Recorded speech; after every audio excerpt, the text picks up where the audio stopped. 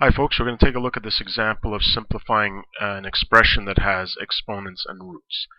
Normally the way I would attack a problem is to simplify what's inside the bracket here first, but because I've got this exponent -4, I know that the negative portion of that exponent has the effect of giving me the reciprocal of the base. So I'm actually going to incorporate that right away.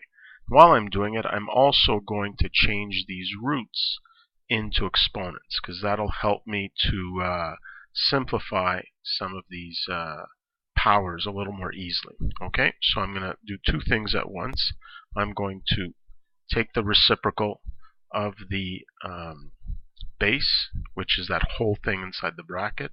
So that means that this -4 will now become an exponent 4. Okay, and I'm going to change these roots into exponents. So let's take this denominator, which will now go into the numerator. So I'm just going to rewrite it now with an exponent of 1/3 instead of that cube root. So x to the 6th, y to the -3, all to the 1/3. And then this expression that was in the numerator that now will go into the denominator because of that negative exponent. And I'll change the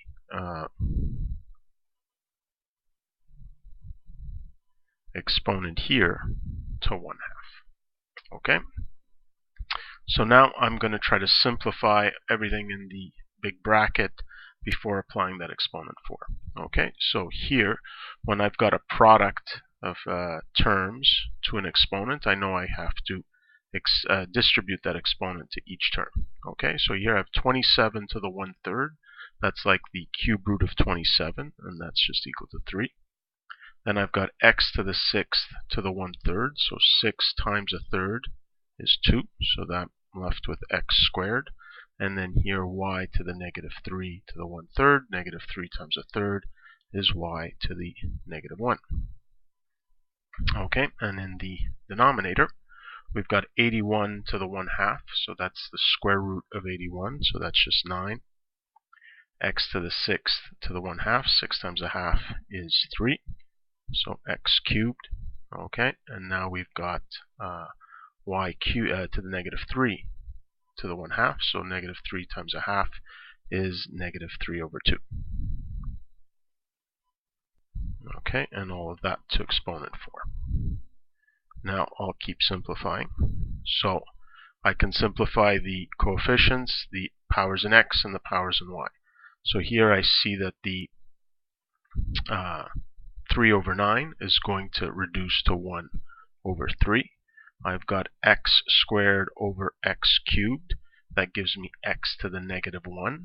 So since the exponent is negative, it's going to go into the denominator. So x to the -1 becomes 1/x. And here we have y to the -1 minus y to the -3/2. Okay, so we have -1 plus 1.5. So I'm left with y to the 1/2.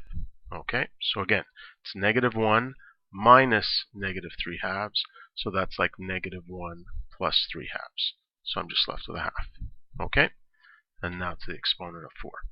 And now finally, I can apply this exponent to each of the terms in the numerator and denominator, since I just have multiplications and divisions. So here we have y to the 1/2 to the 4th, so 1/2 times 4 is 2, y squared. And then here I have 3 to the 4. So 3 to the 4, you can think of it as 3 squared times 3 squared. So 9 times 9 is 81. And then here, x to the 4.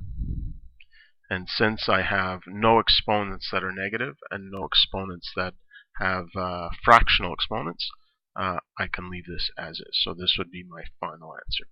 Okay, so just to recap is you want to apply all your exponent rules to step-by-step start to simplify your expression until you get an expression that has that can't be simplified any further and has no negative exponents and no fractional exponents. Okay, that's it for now.